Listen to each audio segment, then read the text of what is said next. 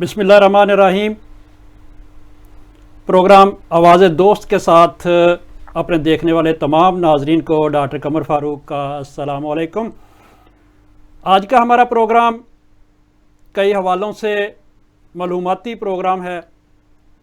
दुनिया भर में बसने वाले पाकिस्तानी जो अपने वतन अज़ीज़ को छोड़कर बेहतर रोज़गार और बेहतर ज़िंदगी के लिए दूसरे मुल्क का रुख करते हैं, जब वो किसी दूसरे मुल्क में सुकूनत इख्तियार कर लेते हैं तो जिस मुल्क को वो छोड़ कर आए होते हैं, अपनी धरती को छोड़ कर आए होते हैं, उस मुल्क की हुकूमत उनके लिए कौन कौन से प्रोग्राम सामने लेके आती है, उनकी सहूलियात के लिए क्या कुछ करती है, इन तमाम मौज़ूआत पर आज हम गुफ्तगू करेंगे।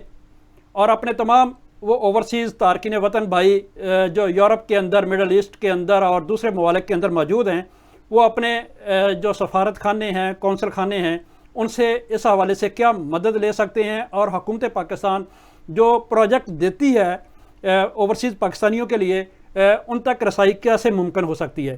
तो आज के हमारे मेहमान हैं बैरिस्टर अमजद मलिक साहब।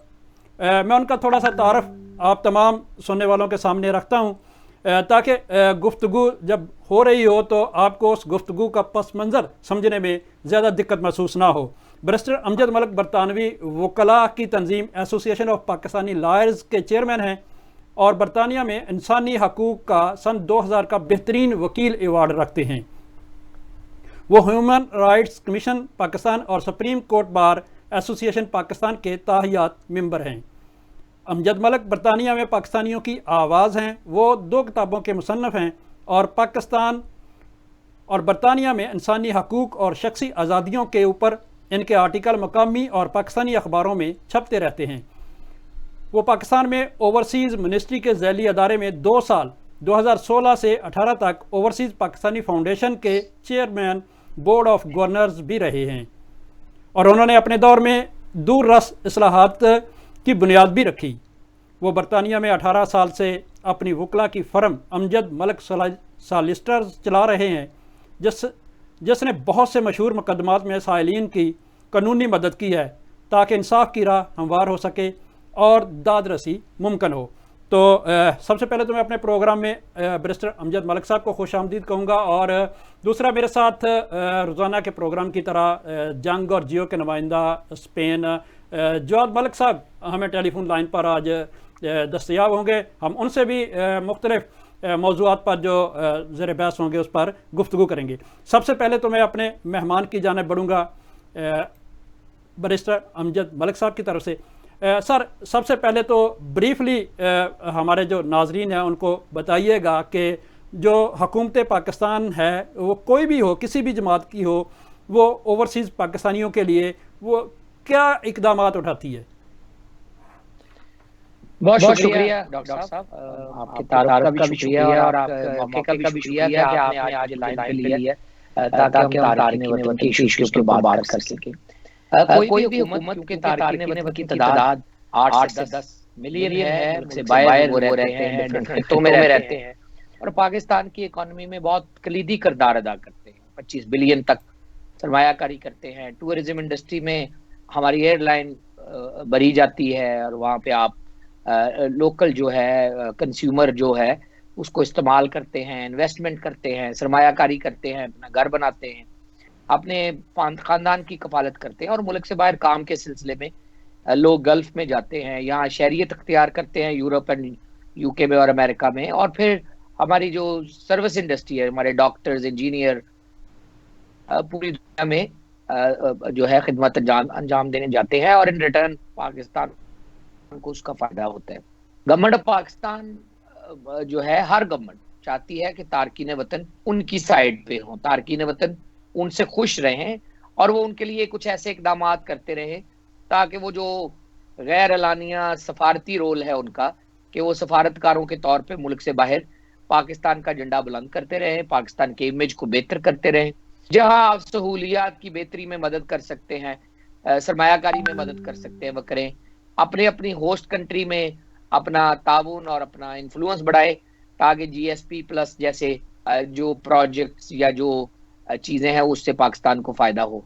या ब्रेग्जिट हो रहा है, उससे जो अपॉर्चुनिटीज निकलती हैं उनसे पाकिस्तान को फायदा हो। हमारे पाकिस्तान के साथ ग्रीवेंसेस भी होते हैं, शिकायत भी होती हैं, तो गवर्नमेंट पाकिस्तान की ख्वाहिश होती है कि आप लोगों से बातचीत करके उन शिकायत का अजाला हो, ताकि आप अपनी सरमायाकारी इसलिए डिले ना करें कि जी आपकी शिकायत का अजाला नहीं होता। और फिर एहतसाब कि आपकी लिए बने हुए अदारे जो हैं उनकी फीडबैक आपसे ली जाए और आप बेहतर तौर के ऊपर बता सकें कि हमारे लिए बने हुए अदारे, चाहे वो ओपीसी हो, चाहे ब्यूड्समैन ऑफिस हो, चाहे ओपीएफ हो, चाहे प्राइम मिनिस्टर शिकायत सेल हो, चाहे सुप्रीम कोर्ट का पोस्टल बॉक्स हो, या हाई कोर्ट में ब्रांच हो, या कमर्शियल कोर्ट्स हो, या सूबाई महोत्सव के अदारे हों, या आपके कंप्लेंट सेल्स हों, जितने भी कंप्लेंट सेल या सफारत खाने, कि क्या वो आपकी जो है वो दादरसी कर रहे हैं, या आप खुश हैं, या उनकी सर्विसेज से खुश हैं।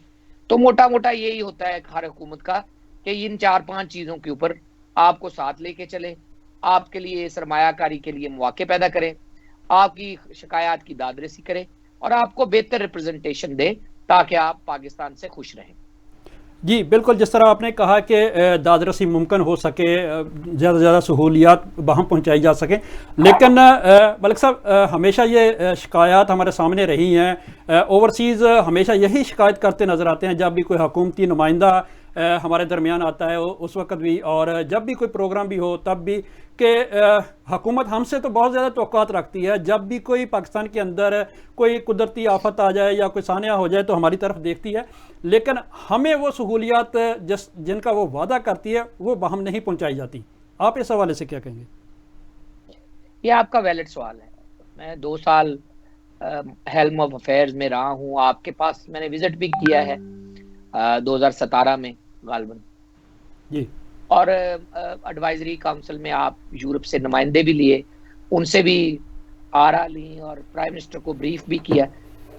मैं समझता हूँ कि हमारी आवाज़ पाकिस्तान में मजबूत नहीं है। जब हमारे बारे में बातें होती हैं, जब हमारे बारे में गुफ्तो शरीद होती है, कोई कानूनी कार्रवाई होती है, कोई रिपोर्ट बनती है, तो हम उसमें एब्सेंट पार्टी हैं। चाहे अदालतें लगनी हो, लैंड रजिस्ट्रेशन होनी हो, ओपीएफ में नुमाइंदे भर्ती करने हो, एडवाइजरी काउंसिलें बननी हो, 5-5 सीटों का मुतालबा हो, कब्जा की अदालतें हों, कमर्शियल अदालतें हों, तो उसमें हमारी आरा तो शायद लिमिटेड अंदाज में सफारत खानों से शायद ले ली जाए, लेकिन हम एक एब्सेंट पार्टी हैं। हमारे बारे में जब बात होती है हम वहाँ मौजूद नहीं होते, हमारे बारे में नेशनल असेंबली में गुफ्तगू होती है तो हम वहाँ मौजूद नहीं होते, हमारे नुमाइंदे वहाँ मौजूद नहीं होते।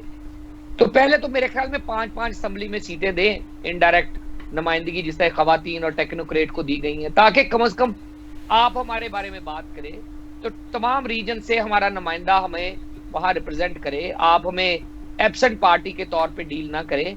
हमारे खिलाफ को केस चल रहा हो दोहरी शहरियत का, तो हमारे नुमाइंदे वहाँ मौजूद ही नहीं होते, ओपीएफ को भी नोटिस नहीं होता कि वो आके पेश हों और बताएं कि तारकीन वतन का क्या नुकसान होगा इससे अगर हम दोहरी शहरियत रखने वालों को पाकिस्तान में जॉब की इजाजत ना दें, या वोट की इजाजत ना दें, या इलेक्शन लड़ने की इजाजत ना दें, या सरकार में मुलाजमत की इजाजत ना दें, तो ओवरसीज को क्या नुकसान होगा, या उससे हमें क्या नुकसान हो सकते हैं एज अ रियासत। तो हमारा कोई नुमाइंदा हमारा मुकदमा वहां पेश नहीं करता। अगर कोई इक्का दुक्का आदमी को विजिट कर रहा हो, कुदरती कोर्ट में पहुंच जाए या वहां बैठ जाए या मीडिया से बात कर ले तो अलहदा बात है, लेकिन हमें ऑन नोटिस हमें नोटिस नहीं दिया जाता। और सफारत खाने, जिनको तमाम सफारत खाने तमाम रीजन से एक एक आदमी भेजना चाहिए इस तरह की कार्रवाइयों में, वो अपना किरदार अदा नहीं करते। वो समझते हैं कि नहीं, वो वहां पे जो लोग बैठे हैं वो हमें बेहतर नुमाइंदगी हमारी कर लेंगे हमारे बगैर ही, या बाबू सरकार जो है या बाबूगिरी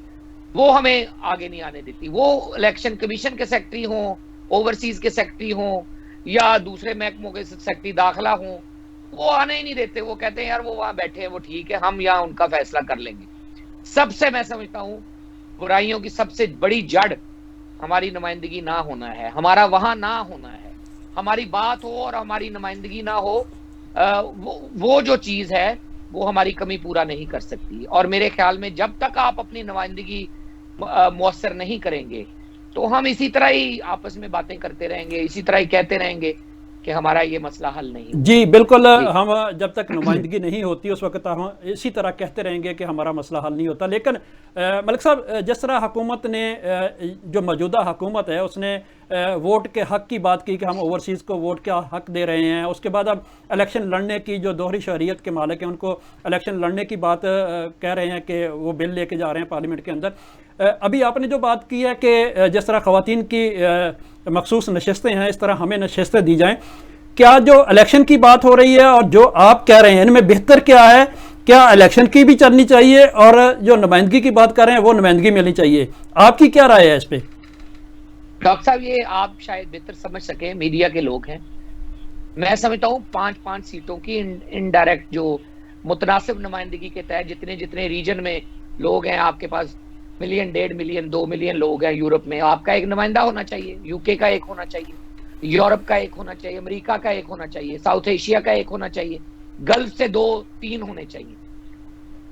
अब ये नुमाइंदे जब आपके आ जाए तो फिर आप बात करें दोहरी शहरियत के ऊपर इलेक्शन लड़ने की, फिर आप बात करें वोट की, फिर आप बात करें वोट किस तरह होनी चाहिए, पाकिस्तान जाके करनी है वोट, यहाँ पे सफारत खानों से करनी है, पोस्टल वोट करनी है, आईपैड फोन के जरिए करनी है, पार्टियों को वोट देंगे या आप हलकों में वोट देंगे? हलकों में वोट देंगे तो गल्फ में तो कैनवेसिंग नहीं हो सकेगी, वहां सियासी सरगर्मियों की इजाजत नहीं है।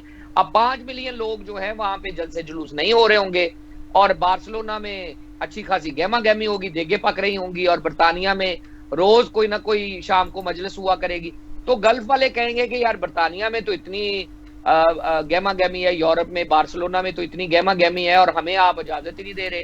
कुवैत, कतर, बहरीन, सऊदी अरब वाले लोग, दुबई वाले लोग, वो कहेंगे यहाँ तो नुमाइंदा आ ही नहीं सकता। जुल्फी बुखारी और आबद शेर अली लंदन में तो जलसे कर रहे होंगे, लेकिन ये दोनों हजरात ही 5 मिलियन लोगों से एक्सेस नहीं कर सकेंगे। तो मेरे ख्याल में अगर वोट का हक देना है तो सफारत खानों के जरिए सिर्फ पार्टी की हद तक दें, कि लोग अपनी पार्टी की पसंद जिसका मंशूर अच्छा है उसको वोट दे दें, ताकि उनकी वोट, उनका बैंक जो है आखिर में उनके मुतनासिब नुमाइंदगी के लिए उनके वोट में चला जाए कि पूरी दुनिया से किस पार्टी को कितने वोट मिले, ज्यादा वोट मिले। उससे ये तो है कि आप पॉलिटिकल एक्टिविटी उस लेवल की नहीं चाहिए होगी। दूसरा, यहाँ इंडिविजुअल कैंडिडेट आगे लड़ाई नहीं पैदा होगी कि आप 2 कैंडिडेट आगे लड़ रहे हैं। हमारी लोकल जमातें भी हैं, कंजर्वेटिव, लेबर और लिबरल डेमोक्रेट, ऊपर से नून लीग, पीटीआई और पीपल्स पार्टी भी आ गई। यहाँ हमारे बार्सिलोना के मोहल्लों में कैनवसिंग कर रहे होंगे, और वो शायद दोबारा आई ना, और वहां लड़ाई डाल के चले जाए। तो ये मेरे ख्याल में आपको देखना पड़ेगा कि आप पार्टी को वोट दिलवाने से उनके मंशूर में तारकीन वतन के लिए इस्लाहात हों। आप देखें कौन सी पार्टी अच्छा वादा कर रही है, और आप पार्टी को पीटीआई, पीपीपी, नून लीग या इस्लामी जमातें जो है या दूसरी एमक्यूएम है, तो उनको आप वोट दें। उनको पता चल जाएगा कि ये 10 मिलियन लोग जो हैं उनमें से किस जमात को पजीराई मिली, और वो जो वोट है वो आपके मेन खाते में चला जाए कि नून लीग ने ओवरऑल दुनिया में इतने वोट लिए, या पाकिस्तान में इतने लिए, दुनिया में इतने लिए, और मिला के इतने हुए। लेकिन उस नुमाइंदगी के ऊपर हमें 5-5 सीटें, आजाद कश्मीर में 1 सीट दी गई है बरतानिया से, राजा जवेद इकबाल साहब, वहां पे वो मेंबर पार्लियामेंट है, अभी वजीर बने हैं। आपके पास फॉर्मूला है, आपके पास आइडिया है, आपके पास नजरिया है, आप तारकीन वतन को आने से मत रोकें, ये आपके लिए जवान खून लेके आएंगे। अब आप अपने क्रोनीज को ना लगाएं, आप पढ़े लिखे लोगों को लगाएं, आप हमारी नुमाइंदगी करने के लिए ऐसे लोग लगाएं जो कम्युनिटी में काम करते हैं, जो दर्दे दिल रखते हैं, जिनका माजी शफाफ है, जो क्रिमिनल रिकॉर्ड नहीं रखते, और जिनका कोई टैक्स का रिकॉर्ड है, और वो पाकिस्तान के साथ अटैच हैं। आपके सफारत खाने जो है उनके साथ अच्छे उनके मरासम हैं, और उनकी यहाँ पे कैरेक्टर अच्छा है, और उनकी रिप्यूट अच्छी है। आप उनको नुमाइंदा लेके जाएं। आपको डॉक्टरों की तंजीमों में से, मीडिया की तंजीमों में से, वकीलों में से, यहाँ के पॉलिटिकल वर्कर में से निकल आएंगे कोई लोग। लेट से मेयर रहा है और वो किसी पार्टी के साथ अटैच है, तो वो उस मेयर को लेके जाए जो यहाँ 20-25 साल से पॉलिटिक्स करता रहा है, ताकि उसका तजर्बा इस्तेमाल किया जाए, और वो हमें नुमाइंदगी हमारी करे पाकिस्तान की पार्लियामान में, सेनेट में, नेशनल असेंबली में, सूबाई असेंबली में। उससे ये होगा कि आपके ये लोग जाके आपकी नुमाइंदगी जब करेंगे तो आपके आधे मसाइल जो हैं पार्लियामान के फ्लोर पे डिबेट होंगे।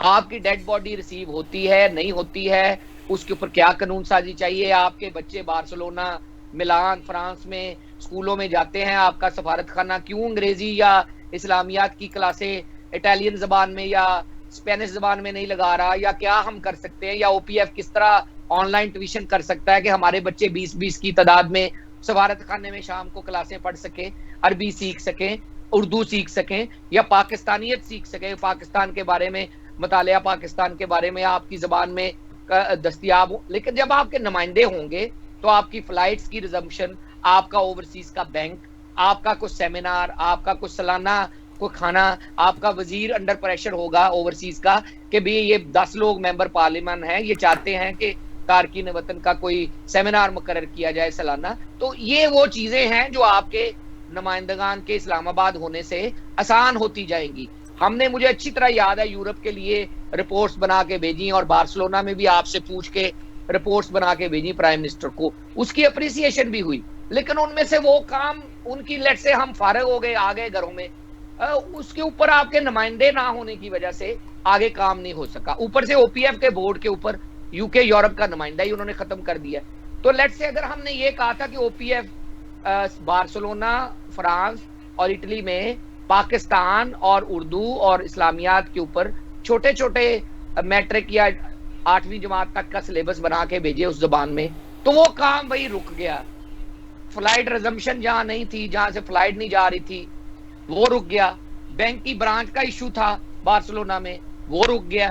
यानी आपके वो जो काम आपके नुमाइंदगान के होने की वजह से स्पीड अप हो सकते थे, वो वही रुक गए, जिसका हमें मेरे ख्याल में नुकसान हुआ। और मेरी नजदीक में सबसे बड़ा जो मुतालबा मौजूदा हुकूमत से होना चाहिए वो दोहरी शहरियत, तो कानून साजी है वो चलती रहेगी, वो अरकान पार्लियामेंट की तादाद में इजाफा है कि हमारे 5 मेंबरान कानून साज असम्बलियों में जाएं ताकि हमारी वहां नुमाइंदगी हो।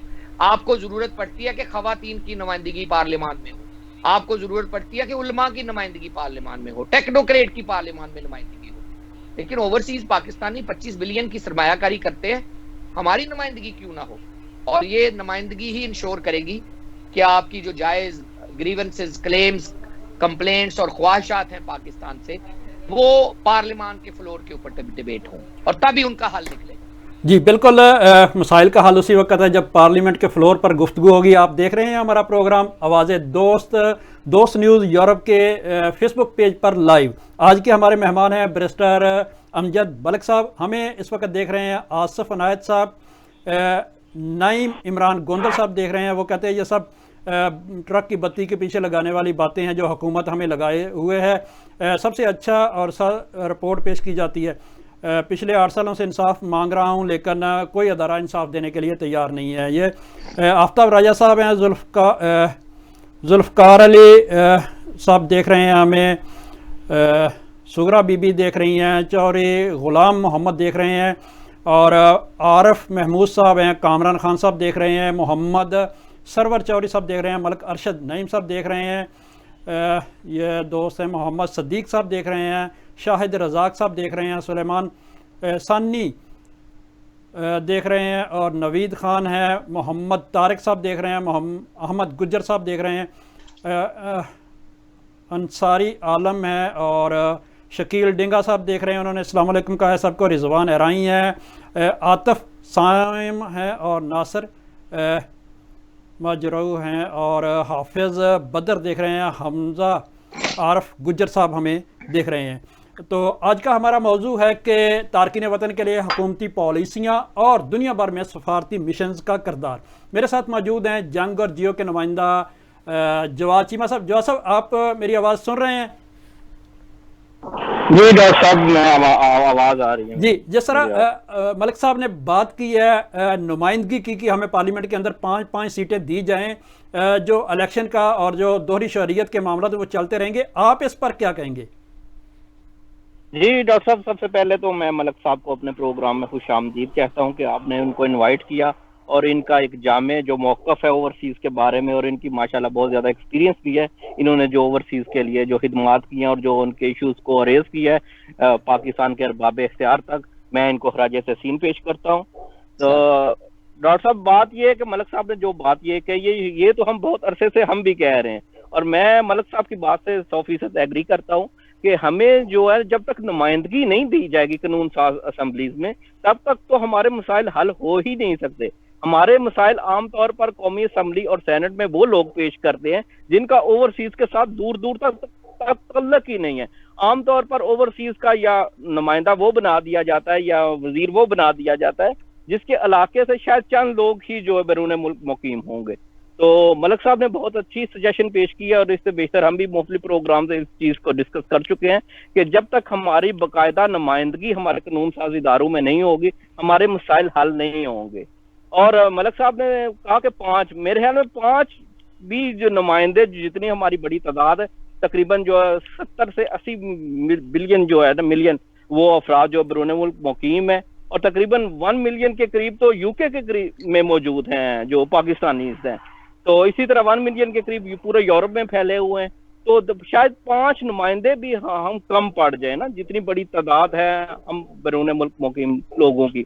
लेकिन हमेशा जो भी गवर्नमेंट आई है, चाहे पीपल्स पार्टी की हो, चाहे नून लीग की हो, और जिसने जो सबसे ज्यादा ओवरसीज का नारा लगाया है, ये तब्दीली सरकार इमरान खान साहब की गवर्नमेंट ने, तो हमेशा बात तो करते हैं ये ओवरसीज की कि हम ओवरसीज की आवाज करेंगे, उनके मसाइल हल करेंगे। लेकिन जब इनके पास इख्तियारात आते हैं किसी भी गवर्नमेंट के पास, उस पर कोई अमल दरामद नहीं होता। बेशुमार ऐसे प्रॉब्लम्स हो जाते हैं जिसकी वजह से जो भी काम हो रहा ओवरसीज के लिए वो तातल का शिकार हो जाता है।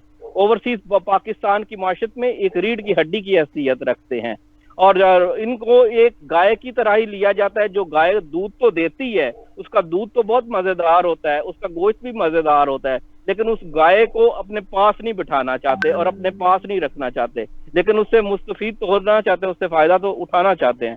तो मतलब आखिर में मैं यही कहूंगा कि मलिक साहब ने जो कहा है कि 5 नुमाइंदे होने चाहिए, मेरे ख्याल 5 से भी 7 से 8 भी नुमाइंदे हों, फिर भी जितनी बड़ी तादाद है हमारी ओवरसीज की, तब भी शायद कम पड़ जाए। और जब तक हमारी प्रॉपर नुमाइंदगी कानून साज इदारे में नहीं होगी, हमारे मसाइल हल नहीं हो सकते। डॉक्टर जी बिल्कुल, जो चीमा साहब 5 कम है, लेकिन अभी चाहे हमें 2 तक क्यों ना दें, हमें हमारी अप्रोच तो हो, हमारी पहुंच तो हो। जब पहुंच हो जाएगी तो फिर हम इसका मुतालबा मज़ीद बढ़ा सकते हैं। अभी तो वो इस हवाले से सोच भी नहीं रहे, इलेक्शन की तरफ हमें दिखे रहे हैं।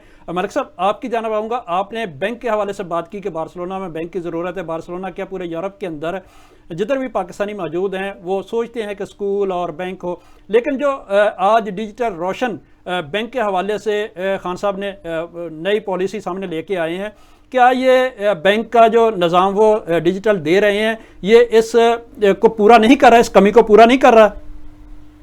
बहुत शुक्रिया जी। मैं समझता हूँ, मैंने पढ़ी है वो रजा बाकर साहब वाली जो कुछ पिछले कुछ हफ्तों से चल रही है कि वो पाकिस्तानियों को जो है वो ई बैंकिंग के जरिए, स्टेट बैंक के जरिए कोशिश करेंगे कि वो अपना अकाउंट खोल लें। हमारा मसला ये नहीं है कि हमारा अकाउंट खुल जाए और पाकिस्तान में आप पैसे भेज सकें, या सुप्रीम कोर्ट के या स्टेट बैंक के किसी अकाउंट में पैसे फ्रीज करवा लें या जमा करवा लें। हमारा मसला ये है कि हम तारकीन वतन मुल्क से बाहर काम करते हैं, हमारे घर चलते हैं, चूल्हा चलता है हमारे पैसों से।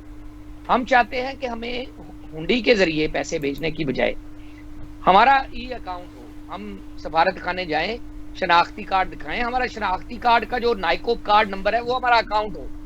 हम वहाँ अपना नाइकोप कार्ड दिखाएं, अपने पैसे जमा करवाएं और वो गवर्नमेंट ऑफ पाकिस्तान के अकाउंट में चले जाएं, और वहां से जाके जिसके नाम पे बुक करवाए हैं वो वहां जाके किसी एक या मुख्तलिफ बैंकों की ब्रांचों से वो पैसे वहां पे नजर आए और ई बैंकिंग के जरिए उनको पैसे मिल जाए। मसलन मैं फैसलाबाद में अपने घर पैसे भेजना चाहता हूँ, तो मेरी वालदा अपना शनाख्ती कार्ड दिखा के मेरे वो अकाउंट से जरिए भेजे हुए सफारत खाने से पैसे या यहाँ की पाकिस्तानी बैंकों से भेजे हुए पैसे वो वहां पे एटीएम कार्ड से या वहां से वसूल हो जाए।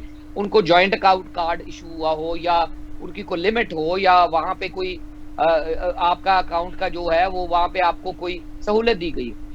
वही एक तरीका है जिससे हम फैटफ रिक्वायरमेंट भी पूरी करते हैं, मनी लॉन्ड्रिंग वाली, कि हमें पता ही कोई नहीं है पैसा किधर आ रहा है किधर जा रहा है। दूसरा, हम आपकी ऑन बुक अकाउंटिंग हो जाएगी कि आपके कितना पैसा पाकिस्तान आता है और वो किस बैंकिंग चैनल से आता है और किस नाम से आता है, कौन भेज रहा है, कौन रिसीव कर रहा है। तो ये जो ऑनलाइन आपका जो ट्रांजैक्शन होगा ये आपके मुल्क का कद बढ़ेगा कि आपका थ्रू प्रॉपर चैनल इतना पैसा मुल्क में आता है, और हमारा भी फायदा होगा कि हमें पता होगा कि तारकीन वतन कितने पैसे पाकिस्तान में भेजते हैं। बिल्कुल हुकूमत अगर कोई अच्छा काम करेगी या करती है तो मेरे ख्याल में वो तारकीन वतन की खिदमत होगी। मुझे अच्छी तरह याद है हमने बार्सिलोना में खुली कचहरी की और उसमें ये मसला था कि लोग पैसे भेजने के लिए या बैंकिंग के लिए दूर दराज इलाकों में जाते थे या आते जाते लोगों को इस्तेमाल करते थे कि यार मेरे पैसे ले जाएं, मैंने घर भेजने हैं, किसी की शादी है, किसी की मैयत है, किसी का पीछे कोई घर बनाना है या कोई केस है या कोई और मामला है। तो डायरेक्ट बैंकिंग यानी सफारत खाने में वो सहूलत नहीं थी और लोग चाह रहे थे कि हमें सफारत खाने में ये सहूलत अगर हो जाए या बैंकिंग सफारत खाने में फीस जमा करवाने की सहूलत भी सफारत खाने में हो जाए तो हमें फायदा होगा। तो ये वो चीजें हैं जो आपको फायदा देंगी और लोगों को डिफरेंट रीजन में डिफरेंट सहूलियात की जरूरत है। मसलन यहाँ बैंकिंग की इतना इशू नहीं है क्योंकि यहाँ पे आपके जो बैंक हैं वो डायरेक्ट आपके दूसरे मनी एक्सचेंजर्स के जरिए या डॉलरीज के जरिए या आपके अकाउंट के जरिए आप पैसे अब आजकल पाकिस्तान भिजवा सकते हैं, ऑनलाइन भिजवा सकते हैं, ऐप के जरिए भिजवा सकते हैं। फायदा पाकिस्तान के लिए भी है कि अगर आप ऑनलाइन बैंकिंग करेंगे या ये सहूलत हमें नाइकोब कार्ड होल्डर, शनाख्ती card holder, POC card holder को देंगे तो आपकी जो पैसा है वो अकाउंट में आएगा, प्रॉपर अकाउंटेड ट्रांजैक्शन होगी। और उसके लिए तजावीज हैं, 2017-18 से तजावीज दे रहे हैं, उससे पहले भी दे रहे हैं, मीडिया तो पहले भी उठा रहा है। तो अगर उसके ऊपर अमल होगा तो ये खुशाइंद होगा। जी बिल्कुल, आप देख रहे हैं हमारा प्रोग्राम आवाज़ दोस्त। जुड़े रहिए हमारे प्रोग्राम के साथ। आज हमारे मेहमान हैं बैरिस्टर अमजद मलिक साहब। एक छोटे से ब्रेक के बाद दोबारा आते हैं।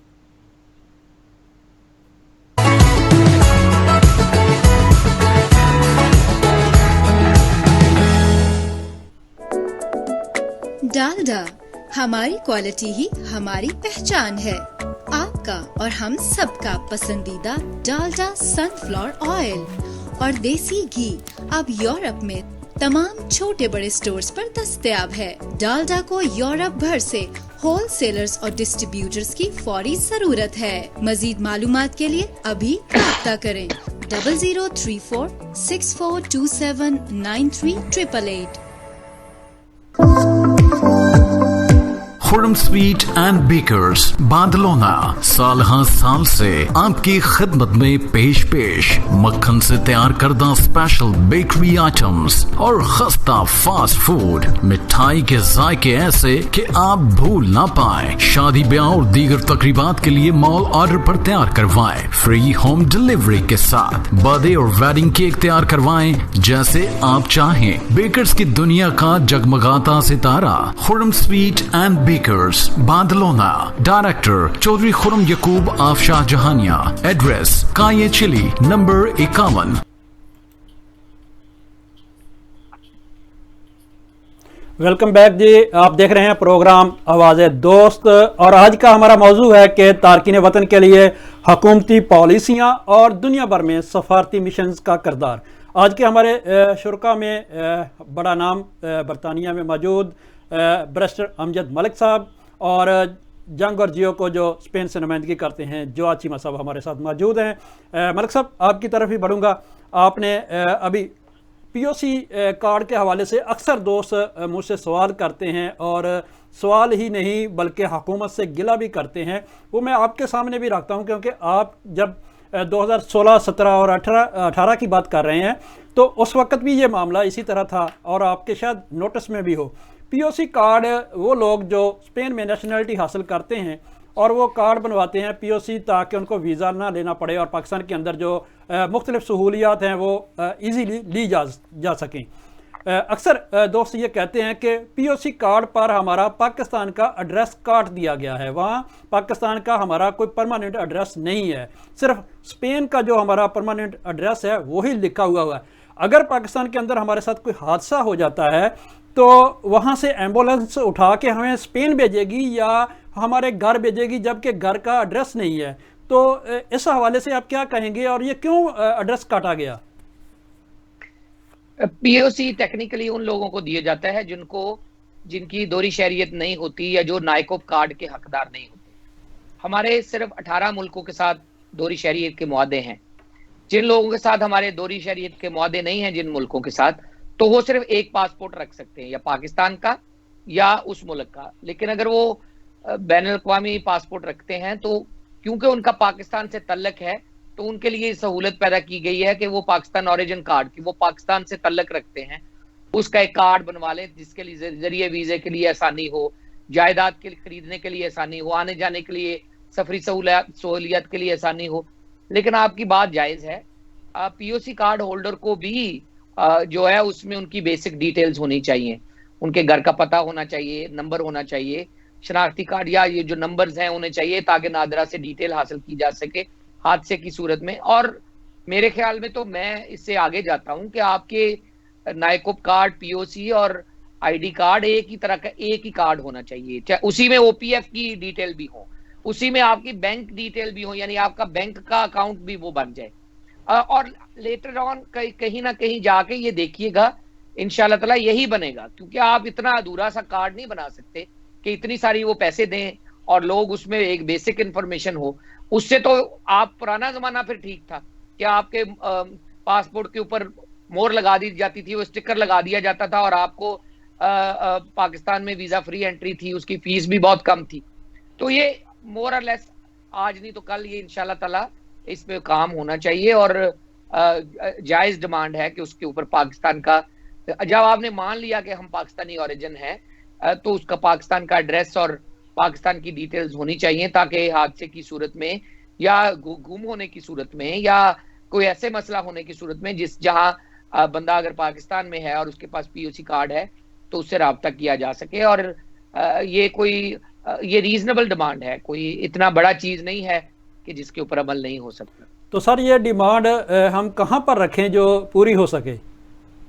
ये वजीर आजम पाकिस्तान को ये लिखें, सफारत खाने को दें, उनके जरिए लिखें, आप मीडिया में इसको उठाएं। और इंटीरियर मिनिस्ट्री का मामला है वैसे तो ये, और नादरा इंटीरियर मिनिस्ट्री की क्लियरेंस के बाद जो है नादरा इसको अमेंड करेगा। तो आप लिखें, एक चीफ एग्जीक्यूटिव तो एक ही होता है, तो आप अपने सफारत खाने के जरिए चीफ एग्जीक्यूटिव को लिखें और अपनी मुतल्लिका मिनिस्ट्री को भी लिखें, उसकी कॉपी भेजें, वजारत दाखिला को भी कॉपी भेजें, नादरा के चेयरमैन को भी कॉपी भेजें। जी बिल्कुल, पीओसी कार्ड के ऊपर जो पाकिस्तान का एड्रेस नहीं है उस हवाले से गुफ्तगू हो रही है। मलिक साहब आपकी तरफ ही रहूँगा कि सुनने में आ रहा है, शनीद है ये, गर्दिश में है ये बात कि कोई लेबर पॉलिसी आ रही है तारकीन वतन के हवाले से। इस पर आप क्या हमारे नाजरीन को बताएंगे, ये लेबर पॉलिसी है क्या और ये किन ममालिक पर लागू होगी? देखिए, पाकिस्तान में गाए बगाए बात करते रहते हैं ये लेबर पॉलिसी की, और 2016-18 में भी मिनिस्ट्री जो है उसके ऊपर बात कर रही थी कि हम इमिग्रेशन को रीवैम्प कर रहे हैं, इमिग्रेशन एक्ट को और तमाम इमिग्रेशन को और मुल्क से बाहर जाना आना। वो ये बात करते रहते हैं, ये नई चीज उड़ा देते हैं मिनिस्टरों को खुश करने के लिए, सरकारी अफसरान उसको करते कराते कुछ है नहीं, ये कागजी कार्रवाई करते रहते हैं। होना चाहिए एक यूनिफॉर्म पॉलिसी होनी चाहिए आपके मुल्क की, और काफी देर से रिव्यू भी नहीं हुई, तो आपका एक इमिग्रेशन एक्ट या आपकी कोई इमिग्रेशन पॉलिसी बननी चाहिए, एक्ट भी बनना चाहिए, पॉलिसी भी बननी चाहिए। प्रॉब्लम यह है कि वहां पे जी जो आपका ओईसी है, ओवरसीज एम्प्लॉयमेंट कॉर्पोरेशन, जो कंट्रोल करता है तमाम सारा जो सिस्टम है मुल्क से बाहर लोगों को भेजने वाला, तो वो माफिया का शिकार है। वहां पे लोग एजेंट जो हैं वो जो है शेर को बकरी का वीजा बनवा के भेजते हैं। लेफ्ट हैंड ड्राइविंग वाले मुल्क में वो राइट हैंड बंदे को भेज देते हैं जो कुक के हिसाब में चला जाता है, वो उतरता है तो उसके पास वीजा लेफ्ट हैंड ड्राइव वाली कंट्री का होता है और वो उसने एक दिन भी गाड़ी नहीं चलाई होती, तो पीछे से पैसे भी लेते हैं, आगे बंदा गलत जगह भेजते हैं, उसका कॉन्ट्रैक्ट चेक नहीं करते, उसकी कोई सिक्योरिटी नहीं है, उसकी कोई इंश्योरेंस नहीं है, उसकी कोई मेडिकल कोई इंश्योरेंस नहीं है, लोग पसलियां टूटी अस्पताल में छोड़ जाते हैं, कोई कफील उसकी जिम्मेदारी लेने के लिए तैयार नहीं होता। तो ये मसला, ये जुगाड़ पैदा होती है जब आपका माफिया के हाथ में आप ब्लैकमेल होते हैं। सरकारी महकमा जो बंदे भेजने वाला है वो तो बैंकरप्सी के करीब है, ये तो सारा माफिया पैसे बनाता है, बाहर से बंदे भेजते हैं, इनके पास खाता कोटा होता है कि जी हमने 2500 आदमी नॉर्थ कोरिया भेजना है, तो वो एजेंटों को बुलाते हैं, एजेंट ही बंदे इकट्ठे करते हैं, वही पैसे लेते हैं दोनों तरफ से और भिजवा देते हैं। जब तक आप इसको यूनिफॉर्म नहीं करेंगे, आप खुद ट्रेन नहीं करेंगे, आपको मलेशिया ने 9,000 या 10,000 बंदा मांगा है कि जी हमें सिक्योरिटी गार्ड दे, आप 10 साल बंदा ही ना भेज सकें, हालांकि आपके पास इतनी बड़ी फौज है, आप उनके किसी झेली महकमे को कहें कि जी आप अपने रिटायर फौजी हमें दे दें या ट्रेन सोल्जर दे दें जो रिटायर हुए, तो हम ताकि मलेशिया को भेजें, जरे मुबादला आएगा। जब आप गवर्नमेंट के लेवल के ऊपर इस्तेमाल नहीं करेंगे और उसको फूल प्रूफ नहीं बनाएंगे, जदीद तर्ज के ऊपर, कंपनी की तर्ज के ऊपर उस महकमे को इस्तेमाल नहीं करेंगे और उसमें PIA की तरह भर्तियां करते जाएंगे, एक तो वो महकमा बैठ जाएगा, दूसरा वो कंपनी की तरह परफॉर्म नहीं करेगा, तीसरा जिस मकसद के लिए बनाया है उसका मकसद का हल नहीं होगा।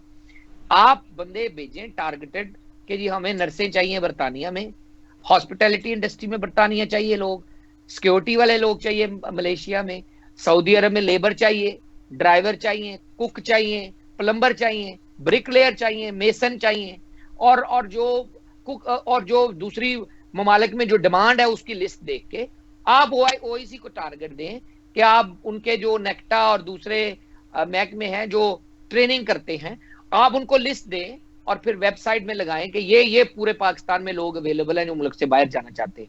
आप उनका टेस्ट इंटरव्यू करें, उनको फिर ट्रेन करें, फिर आप फिलीपीन की तरह के ऊपर उनका कॉन्ट्रैक्ट बनाएं, खुद आपका वकील कॉन्ट्रैक्ट देखे। बिलीव मी, हमने लोगों को मिले वो कहते हैं हमने कॉन्ट्रैक्ट देखा ही नहीं, हमने सिर्फ साइन किए, अंगूठा लगा, हमें पता ही नहीं हमारे कॉन्ट्रैक्ट में है क्या। तो मलिक साहब जिस तरह आप इतनी बड़ी तजावीज़ दे रहे हैं कि ऐसे होना चाहिए ऐसे होना चाहिए, तो क्या जो हमारी मिनिस्ट्री है, ओवरसीज़ की मिनिस्ट्री है, वो इन चीज़ों पर नहीं सोच रही, या इन चीज़ों के हवाले से उनके पास नॉलेज नहीं है कि किस तरह करना है, या वो सोई हुई है बस?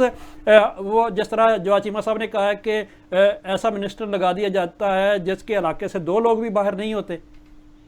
नहीं, मेरे ख्याल में ये बाबू का काम ही नहीं है। बाबू का काम है फाइलों का पेट भरना, ये तो अवामी नुमाइंदगान का काम है। हमारा तो अवामी नुमाइंदा ही कोई नहीं। जुल्फी बुखारी साहब तो सरकारी दोस्त है ना वजीर आजम के, हमारा नुमाइंदा तो नहीं। तो सर दोस्तियां कब तक चलेगी? तो आपके आए बार्सिलोना आए, आप में खुली कचहरी करे, फ्रांस में आए, इटली में आए, लोगों के दरमियान बैठे, उनकी बातें सुने, उनकी जली कट्टी सुने, लिख के वजीर आजम को दे, बताए कि यार ये हमारे मसले हैं। आप अपना दोस्त लगा दें और बाद में कोई बंदा किसी को पूछे ही ना, बताए ही ना, ये तो कोई तरीका नहीं। सरकारी आदमी को हम ब्लेम नहीं कर सकते, अवामी नुमाइंदा हमारा है नहीं। इस हुकूमत की इतनी भी गुंजाइश नहीं है कि वो फेडरल मिनिस्टर और स्टेट मिनिस्टर लगाए, कोई MNA MPA को सेनेटर ही लगाए, हमारा को पता ही लगे कि हमारा को बंदा हमारी नुमाइंदगी। मलिक साहब, यूरोप से भी कभी कोई इस तरह पसंद का दोस्त आ सकता है? क्योंकि अभी तक तो हमने बरतानिया से ही देखे हैं तमाम दोस्त। नहीं, मेरे ख्याल में देखिए आपके पास भी अच्छे लोग हैं, आपके मीडिया के, हमने तो एडवाइजरी काउंसिल में आपके 15 लोग लिए, आप उसमें थे, और हम समझते थे कि आप ही सफारत खानों के साथ जो है मिलके काम करेंगे, तजावीज देंगे। अमरा साहब से जो सारे आप वजीर लगने वाले और सारे आप जो हैं आजादी काउंसलर लगने वाले या बोर्ड मेंबर लगने वाले उस पाए के लोग हैं। बशीर अमरा साहब थे, परवेज साहब थे, आपके फ्रांस से लोग थे, जर्मनी से लोग थे, और कुछ लोग वहां जाके मेंबर पार्लियामान भी बने हैं। तो अच्छे लोग आप ले सकते हैं, सफारत खाना आपकी मदद कर सकता है, और उन लोगों को आप किसी एडवाइजरी थिंक टैंक में तो लें, उनसे मशवरा तो करें। हमें तो कोई पूछता ही नहीं है, हमारा नुमाइंदा तो बहुत बाद में आएगा, हमें तो कोई सफारत खाना को पूछता ही नहीं है कि जी आपकी मसाइल क्या हैं, क्या करना चाहिए, क्या हल है, आप तजावीज दें। एक सरकारी मुलाजम को आपने चेयरमैन बना दिया है और बुखारी साहब को आपने वो खुसर फुजर वाला वजीर बना दिया है। अब वो सिर्फ कान में मशवरा दे सकते हैं प्राइम मिनिस्टर को। अब कान में मशवरा देने वाला आदमी क्या करेगा? पॉलिसी चेंज, क्या इमिग्रेशन का एक्ट बनवाएगा, क्या दोहरी शरीयत खत्म करेगा, क्या 5 सीटें हमारी मुकर्रर करेगा? जो एक आजादी वजीर है, जिसके पास इंतजामी इख्तियार ही नहीं है हमारी वजारत का, तो ये हमारे साथ ज्यादती है। इमरान खान साहब को सोचना चाहिए और फेडरल मिनिस्टर अपॉइंट करना चाहिए। MNA जो है आपके पास इतनी तादाद में MNA है, किसी एक MNA को चुन के आप फेडरल मिनिस्टर लगाएं, किसी एक सेनेटर को चुन के आप स्टेट मिनिस्टर लगाएं, और चेयरमैन OPF कम से कम जुल्फी बुखारी को इतना तो इख्तियार दें कि वो चेयरमैन OPF ही लगा दे। वो चेयरमैन OPF भी 2 साल से सरकारी मुलाजम है, सेक्रेटरी साहब चेयरमैन OPF है, दरवाजा बंद है OPF का। आप दरवाजा लोगों के लिए खोलें, यूरोप में से लोगों को लें, बोर्ड के ऊपर नुमाइंदगी नहीं है हमारी। तो ये वो चीजें हैं जो हमें नहीं कहनी चाहिए, इनको करके दिखानी चाहिए, क्योंकि ये क्लेम करते थे कि तारकीन वतन हमारे साथ है, तारकीन वतन के लिए हम जज्बा रखते हैं और हम कुछ करना चाहते हैं। मैं उनकी डाउट नहीं करता नीयत के ऊपर, लेकिन ऑन ग्राउंड जो कारकर्दगी है वो नीयत के साथ मैच नहीं करती जो क्लेम किया था उन्होंने, तो अच्छे लोग लगाएं, चाहे बुखारी साहब को ही लगाएं, लेकिन उनको इख्तियार तो दें। आपने बुखारी साहब को सुप्रीम कोर्ट में अंडरटेकिंग दिलवा दी कि वो सिर्फ प्राइम मिनिस्टर के कान में मशवरा देंगे, इंतजामी उनका वजारत से कोई तल्लक नहीं। जब इंतजामी वजारत सिर्फ सरकारी सेक्रेटरी साहब के पास है, सेक्रेटरी साहब ही चेयरमैन ओपीएफ हैं, सेक्रेटरी साहब ही मिनिस्ट्री के इंचार्ज हैं, सेक्रेटरी साहब ही प्राइम मिनिस्टर के नुमाइंदे हैं, तो तारकीन वतन में के हाल के ऊपर आप बेहतरी की उम्मीद किस तरह रख सकते हैं? बाबू जो है वो तो हमेशा यही कहता है सब ठीक है, ये एवं ही शोर मचा रहे हैं, तो बाबू तो अवामी नुमाइंदगी का हक नहीं अदा कर सकता, वो तो खुली कचहरी नहीं लगा सकता, सरकारी मुलाजम नहीं खुली कचहरी लगा जी बिल्कुल मलिक साहब, सरकारी जो शख्स है वो खुली कचहरी नहीं लगा सकता, ये सिर्फ अवामी नुमाइंदा जो है वही आपकी जली कटी सुन सकता है और उनका हल निकाल सकता है। जो चीमा साहब आप सुन रहे हैं हमें? जी डॉक्टर साहब मैं सुन रहा हूँ आपको। अभी मलिक साहब कह रहे हैं कि अवामी नुमाइंदगी जो पाकिस्तान के अंदर है वो भी बहुत कम है, ना हमारे ओपीएफ के कोई अवामी नुमाइंदा उसका सरबराह है और ना ही दूसरे जो महकमा जात हमारे मुतलका काम कर रहे हैं वहाँ भी सरकारी बाबू बैठे हुए हैं। तो हमारे मसाइल किस तरह हल होंगे जब सरकारी बाबू ही हर जगह पे होंगे? हम हुकूमत पाकिस्तान से ये मुतालबा रख सकते हैं कि इन बाबुओं की जगह पर अवामी नुमाइंदों को लिया जाए जो हमारे मसाइल को हल कर सके। आप क्या कहेंगे? जी बिल्कुल डॉक्टर साहब, कोई भी अवामी नुमाइंदा ही अवाम के मसाइल को जान सकता है और उनके हल के लिए कोशिश कर सकता है। कोई सरकारी अहलकार या सरकारी बाबू को तो जस्ट वो अपनी ड्यूटी कर रहा है, उसको तो अपनी तनख्वाह मिल रही है, उसको तो कोई सरोकार नहीं कि अवाम पे क्या बीत रही है। लेकिन बदकिस्मती से देखा गया कि कुछ इदारों में बाबू ये चाहते हैं कि अवामी नुमाइंदे ऊपर ना आए, ताकि उनको वो जो अफसरशाही है उसमें शायद कमी आ जाएगी, लोग उनको सलाम नहीं करेंगे, उनको प्रोटोकॉल नहीं देंगे। तो बाबू की भी महकमों में यही कोशिश होती है कि कोई अवामी नुमाइंदा जो है ना वो ऊपर ना आए और बाबू को ही लोग सलाम करें। और शायद बाबू इसके लिए शायद मसाइल भी खड़े करते हैं और इन मसाइल को हल करने के लिए कोशिश नहीं करते ताकि अवाम में अवेयरनेस पैदा हो और हुकूमत और अवाम के दरमियान एक ब्रिज का रोल अदा करे बाबू, और ताकि कोई अवामी नुमाइंदा आए, कोई सोशल वर्कर आए जिसके जरिए डायरेक्टली अवाम के साथ जिसका कनेक्ट हो।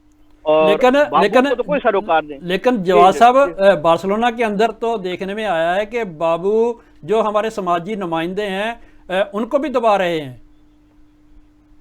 जी बिल्कुल, बार्सिलोना में के जो बाबू हैं वो तो चाहते हैं कि जितने भी समाजी काम है सिर्फ वो ही अपनी झोली में डाल लें और हर जगह जो है तमगा जो है ना अपने जबीन पे वो सजा लें, और कोई भी अवामी नुमाइंदा या कोई सोशल वर्कर या कोई और वेलफेयर का कोई बंदा ऊपर ना आए ताकि उसको लोग जान ना सकें। देखें कि समाजी वर्कर और अवामी नुमाइंदे जो अवाम से होते हैं और वो अवाम के मसाइल को डायरेक्टली जानते हैं और उनका डायरेक्ट इंटरेक्शन होता है अवाम के साथ, और कोई भी बाबू और कोई भी सरकारी नुमाइंदा अहलकार जो है ना वो नहीं जान सकता ना। लेकिन बार्सिलोना की शायद ये मैं खुशकिस्मती कहूँ या बदकिस्मती कहूँ कि यहाँ के जो बाबू साहब हैं वो तो सारे काम खुद ही करना चाह रहे हैं और यहाँ के जो समाजी वर्कर हैं और जो अवामी नुमाइंदे हैं उनको पसे पुछ डालने की भरपूर कोशिश कर रहे हैं। जी, आप देख रहे हैं हमारा प्रोग्राम आवाज़े दोस्त न्यूज़ यूरोप के फेसबुक पेज पर लाइव।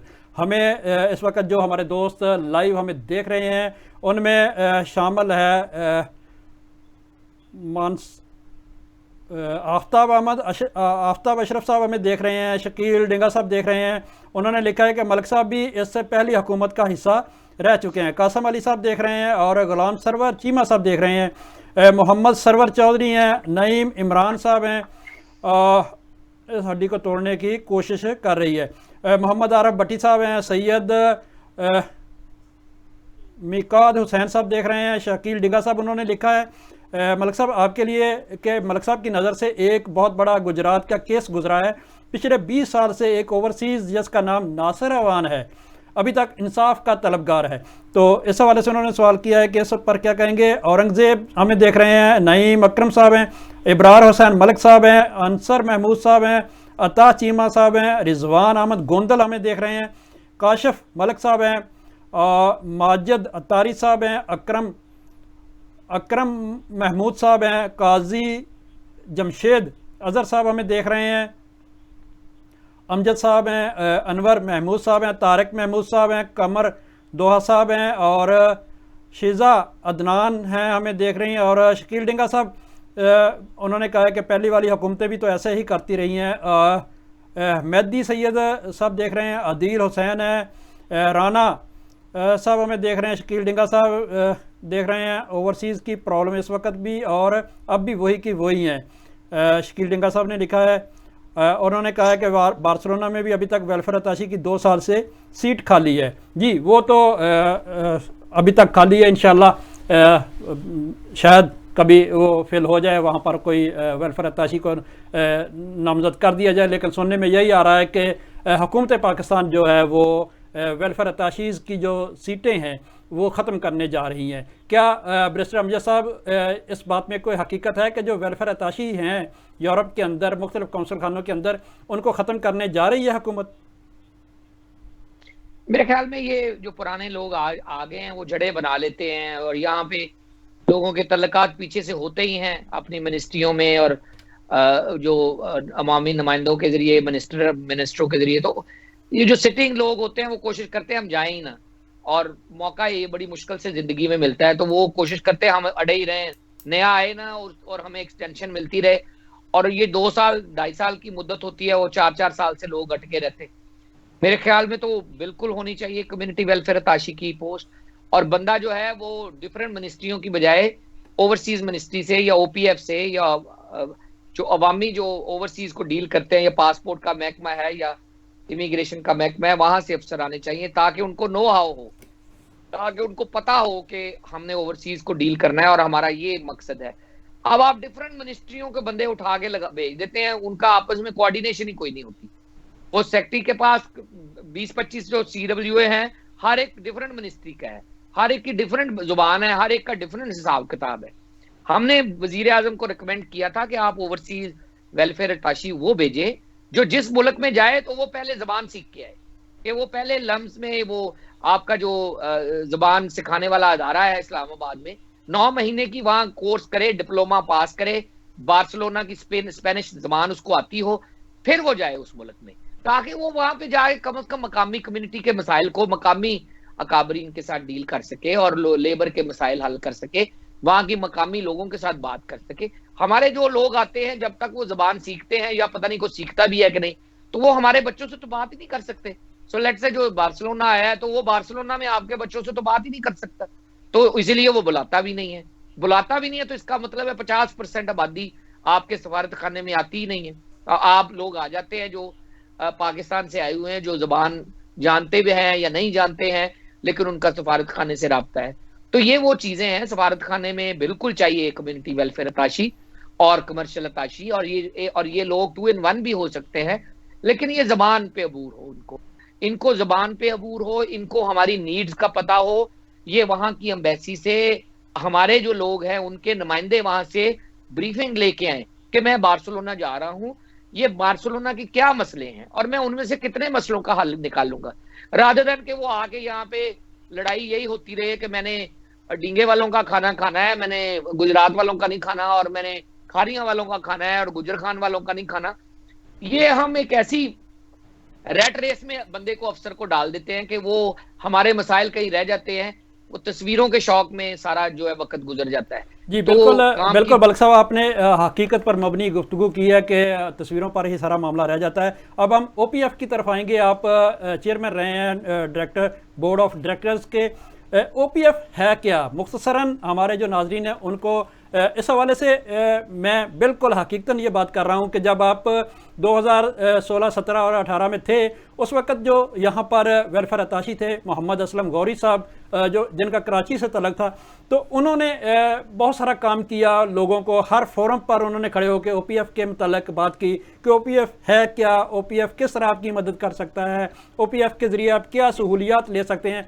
लेकिन उनको गए हुए भी अब तकरीबन कई साल गुजर गए हैं, अब तो 2-2.5 साल से हमारे यहाँ वेलफेयर अताशी ही नहीं है, तो हम किसके सामने ये मुद्दा रखें कि कम से कम OPF की जो नई पॉलिसियाँ हैं या OPF हमारे लिए क्या कर सकती है। जैसे गुज़श्ता दिनों मैंने आपसे रिक्वेस्ट की थी कि हमारे 3 लोग यहाँ पर आग से झुलस गए हैं और उनकी वफ़ात हो गई है, तो आपने हमें रास्ता दिखाया था कि ये OPF का एक प्लेटफॉर्म है, आप इसको इस्तेमाल करें, और जिसको हमने इस्तेमाल भी किया।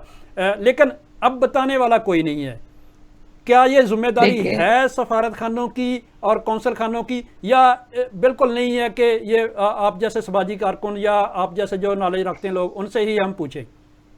नहीं, मेरे ख्याल में तो सफारत खाने में OPF और OPC की डिटेल पूरी मौजूद होनी चाहिए नोटिस बोर्ड के ऊपर, और अगर आप फोन करते हैं तो उनके ऊपर होनी चाहिए। अगर डेड बॉडी पाकिस्तान भेजने की बात आती है तो मेरा ये शुरू से व्यू था कि ये OPF की जिम्मेदारी है कि आप चाहे गल्फ से रखते हों या चाहे यूरोप से हो, अमेरिका से हो, बरतानिया से हो, जिस भी एयरपोर्ट के ऊपर आपकी डेड बॉडी उतरती है, ये घर पर डेड बॉडी एयरपोर्ट से पहुंचाना है, ये OPF की भी जिम्मेदारी है, गवर्नमेंट ऑफ पाकिस्तान की भी जिम्मेदारी है। एक आदमी सारी उम्र मुल्क से बाहर काम करता रह जाता है, मर जाता है वहां, और आपको पाकिस्तान में अगर आके भी अगर वो उसकी घर तक उसकी डेड बॉडी नहीं ले जा सकती OPF या गवर्नमेंट ऑफ पाकिस्तान या गवर्नमेंट ओवरसीज मिनिस्ट्री, तो फिर उनका काम क्या है? मैंने तो जब मैं चेयरमैन था तो 1200 के करीब डेड बॉडीज जो है हमने मॉनिटर की उस टाइम पे, तो मैं तो इनडिस्क्रिमिनेटली देखता था कि चाहे मीरपुर जा रही है, चाहे भावलपुर जा रही है, जिस एयरपोर्ट पे उतर रही है, हमारे पास तो एम्बुलेंस थोड़ी थी, हम कोशिश करते थे एम्बुलेंस हायर कर लेते थे।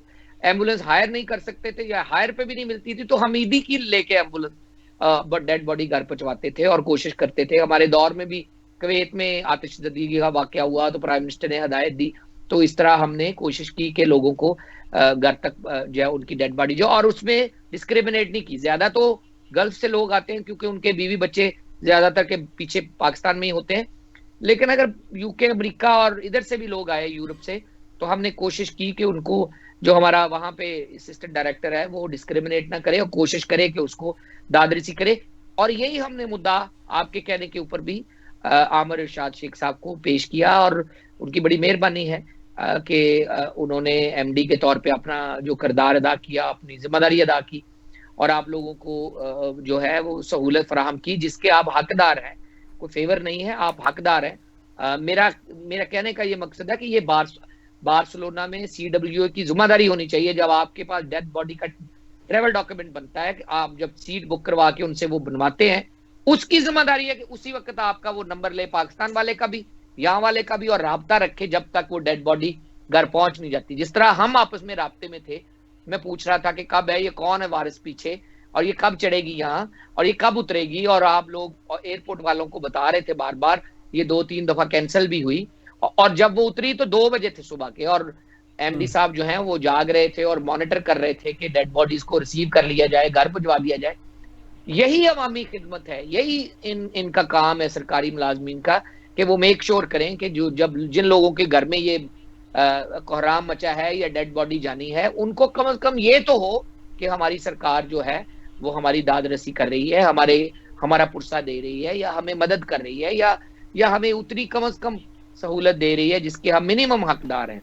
तो ये CWA होना ही OPF की तरफ से चाहिए, उनका मुलाजम होना चाहिए, या आपकी मिनिस्ट्री में से आना चाहिए, या उसका एयरपोर्ट ओवरसीज पाकिस्तानी या फॉरेन ऑफिस। मैं तो कहता हूँ फॉरेन ऑफिस के आदमियों को ट्रेन करके ये भेजें और CWA का काम लें, ताकि कम से कम एक मिनिस्ट्री के नीचे से तो बंदा आए ना।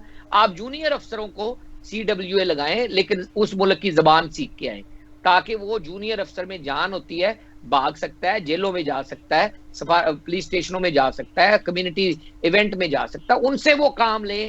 फर्स्ट सेक्रेटरी जो है वो CWA लगाएं, या ओवरसीज मिनिस्ट्री का बंदा जो ओवरसीज के मामलात को डील कर चुका है पहले।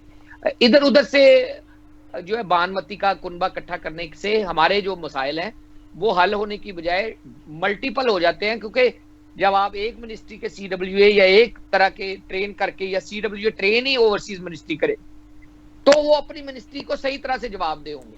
अब आपने खैरपुर से एक बंदा ले लिया है, और जो कि डिस्ट्रिक्ट मैनेजमेंट है, लैंड डिपार्टमेंट में काम करता है।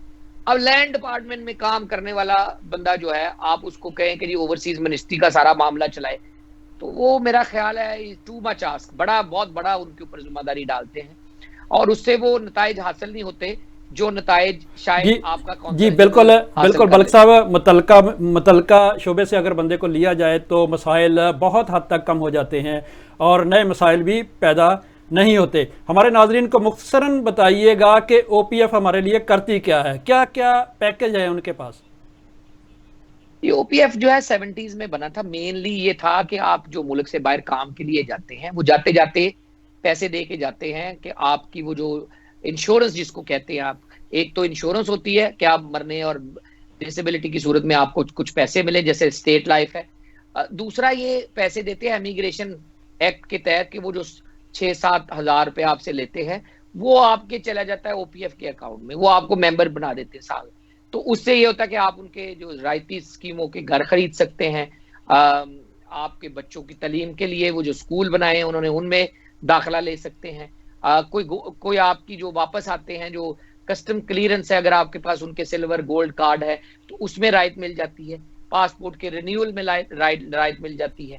अगर आप लेट्स से बरतानिया में हैं या यूरोप में नहीं है, अगर गल्फ में है तो OPF का लाइव मेंबरशिप आपके पास कार्ड होता है तो CWA आपका डायरेक्ट जो है जिम्मेदार होता है कि आपकी वेलफेयर के लिए हुकूमत को इस्लाहात के लिए भी लिखे, आपकी जो कानून साजी होने वाली है, लेकिन आपके जुमला मामलात के ऊपर भी नजर रखे और हर मुल्क में जो भी मसला है ओवरसीज मिनिस्ट्री को बताए और OPF के जरिए वो जो है वो उसका हल निकाले। इनके पास काफी फंड होता है, 2-3 अरब रुपए आप इनको देते हैं सालाना, आप ही देते हैं। ये खैराती अदारे से नहीं चलती या बाहर के मुल्कों से नहीं पैसे लेती या जो है सरकार इसको कोई पैसा नहीं देती, ये आपके पैसों से चलती है।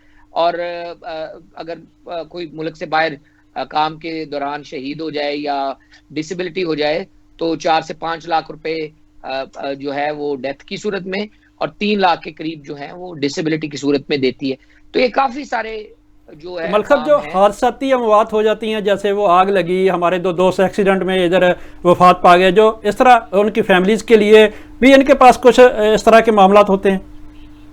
वो एक्चुअली सवाबदीदी इख्तियार प्राइम मिनिस्टर के पास होता है। अगर वो रिकमेंड कर दें और OPF के बोर्ड को भेज दें तो OPF बोर्ड जो है वो उसको कंसिडर कर लेता है, वन ऑफ ग्रांट दे देता है। हमने कुवैत वाले मामले में इस तरह का मामला एक कंसिडर किया था, तो वो दरख्वास्त देनी पड़ती है, प्राइम मिनिस्टर अगर अप्रूव कर दे तो वो मुतलका फिर मिनिस्ट्री से बोर्ड में आ जाता है, OPF के बोर्ड में। OPF board normally prime minister की रिक्वेस्ट को नजरअंदाज नहीं करता और कुछ ना कुछ माली इमदाद जरूर देता है। बिल्कुल। दूसरा ये कि अरब ममालिक के अंदर तो वीज़ा लेके आते हैं, प्रॉपर एक तरीके से आते हैं, लेकिन यूरोप के अंदर वो तरीका इख्तियार नहीं किया जाता। तो यहाँ जो आ जाता है उसके पास यहाँ का लीगल स्टेटस मिल जाता है या नहीं मिलता, तो वो OPF का मेंबर किस तरह बन सकता है? OPF मेंबरशिप को इतना मुश्किल काम नहीं है। अगर आप यूरोप में रहते हैं और आपके पास यहाँ की शहरियत है तो आप वो फॉर्म भर के OPF को भेज सकते हैं, उनकी फीस का ड्राफ्ट लगा के, और वो मुतलका और CWA के जरिए भी हो सकता है, ऑनलाइन भी हो सकता है। और आपको वो मेंबरशिप मिलनी चाहिए, लाइफ मेंबरशिप, अगर आप मुल्क से बाहर हैं, और वो लेनी पड़ती है मेंबरशिप। फॉर्म भर के अपनी तस्वीरें अटेस्ट करवा के तो आप अपने पासपोर्ट की कॉपी, शनाख्ती कार्ड की कॉपी साथ लगा के भेजें या POC की, तो वो OPF की मेंबरशिप ली जा सकती है। मैं अपने दौर में आप जो तमाम एडवाइजरी काउंसिल के मेंबर थे उन तमाम लोगों को अजाजी लाइफ मेंबरशिप अता की थी। तो आप सब तो लाइफ मेंबर हैं, जो भी एडवाइजरी काउंसिल के मेंबर। आपकी नई एडवाइजरी तो बनी नहीं है, अभी तक आपकी पुरानी चल रही है, तो आप सब तो लाइफ मेंबर हैं। लेकिन जो नए लोग हैं वो बन सकते हैं मेंबर जो है, और उसके लिए फॉर्म भरना पड़ता है। और अगर आपको याद हो तो आपकी जब चीजें ली थी तो आपको कार्ड देने से पहले आपसे फॉर्म भरवाए थे, 2 तस्वीरें ली थी, ID ली थी, और वो आपका जो एप्लीकेशन प्रोसेस करके तो मेंबरशिप कार्ड बनवाए थे। इसी तरह ये जो कार्ड आपका स्क्रीन पे चला रहे हैं आप, तो ये कार्ड बन सकता है। और हमारी तो ये कोशिश थी कि ये कार्ड और नादरा का कार्ड को इकट्ठा कर दें, कि नादरा वाले हमारा कार्ड भी उसमें मोहर लगा दें और बता दें कि ये OPF का मेंबर भी है, तो जो भी OPF का मेंबर हो वो नाइकोब कार्ड में ही रजिस्टर हो जाए और डबल हो जाए। तो वो अभी गुफ्तगू शनीद चल रही थी, लेकिन यह है कि हुकूमतों के इधर उधर होने से काफ़ी सारे मामला में कंटिन्यूटी पाकिस्तान में रुक जाती है। वहाँ पे जैसे ही हुकूमत ख़त्म होती है तो वो मामला जिससे लोगों का भला होना होता है तो वो भी से पुश चले जाती हैं या नज़रअंदाज हो जाती हैं। बहुत हमें उम्मीद शुक्रिया है कि जो अच्छी चीज़ें थी वो मलिक चलती साहब, हैं। आपका मैं इंतहाई मशकूर हूँ। आपने अपना कीमती वक्त दिया और बहुत सारी ऐसी बातें जो हमारे यहाँ मुकीम लोग हैं उनको इस हवाले से नहीं इल्म था। तो इंशाल्लाह हम दोबारा भी इसी तरह के मालूमाती प्रोग्राम के लिए आपको दोबारा ज़हमत देंगे और उम्मीद करते हैं कि आप ज़रूर हमें वक्त देंगे। और जिस तरह फलाही काम कर रहे हैं उसके लिए भी दुआगो हैं। और आपकी वसादत से मैं आमर इरशाद साहब का भी इंतहाई मशकूर हूँ, जिन्होंने एक मुश्किल वक्त में हमारा साथ दिया और हमारे जो 3 भाई यहाँ पर वफात पा गए थे उनकी मैयतों को पाकिस्तान पहुँचाने में अहम किरदार, बल्कि रात 2 बजे तक वो मॉनिटरिंग करते रहे। उनका भी मैं इंतहाई मशकूर हूँ कि वो ओवरसीज़ के हवाले से उन्होंने इतनी ज़्यादा तवज्जो हमें दी। जवा चीमा साहब का भी मैं इंतहाई मशकूर हूँ कि उन्होंने अपने आज बहुत ज़्यादा मसरूफ़ थे, इसीलिए वो हमें वीडियो लिंक पर नहीं आ सके, वो ऑडियो लिंक पर रहे। उनका भी मैं इंतहाई मशकूर हूँ। इंशाल्लाह बहुत जल्द ओवरसीज़ के जो दीगर मसाइल हैं उन मसाइल को लेकर दोबारा हाज़िर होंगे। उस वक्त तक के लिए अपने तमाम दोस्तों से, नाजरीन से इजाज़त चाहेंगे। अल्लाह आप हम सब का हामी व नासर हो।